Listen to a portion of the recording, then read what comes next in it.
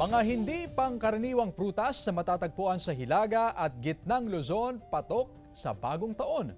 Tunghayan sa report ni Ivy Hernando. Kulang pa ba ang iyong handang 12 o 13 prutas bilang pampaswerte sa bagong taon?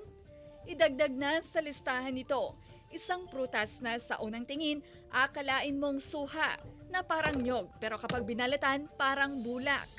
Ito ang tinatawag na calabash fruit o bottle gourd. Karaniwan ito ang tanim sa South America at Africa, pero marami na rin ito sa Mindanao at ilang bahagi ng Luzon at Visayas. 8 taon na itong halaman ni Tatay Chris mula Vigan City.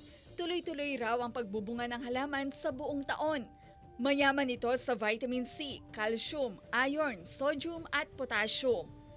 Tinatawag din itong miracle fruit dahil sa dami ng health benefits. Di ko lakon nga, hindi kay diya po yung magaraw dati karnawan kayo di tatan makalbitin na kada.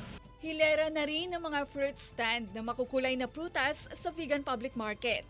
Ang taunang tradisyon kung saan bumababa ang mga fruit vendors at magkakatabi sa pagbebenta ng prutas. Ang presyuhan per kilo o di kaya'y per piraso. Mayroon namang 3 pieces for 50 pesos katulad ng peras at mansanas. Baka bababa na po kasi bagsak na sa last day po, pang paubos po.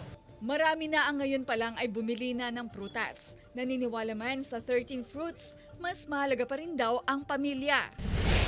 Sa Dagupan City, mabenta na rin ang mga native na prutas tulad ng kainito, chico, singkamas, native grapes at iba pang mga prutas na kinukumpleto sa hapag na kasama sa medianoche.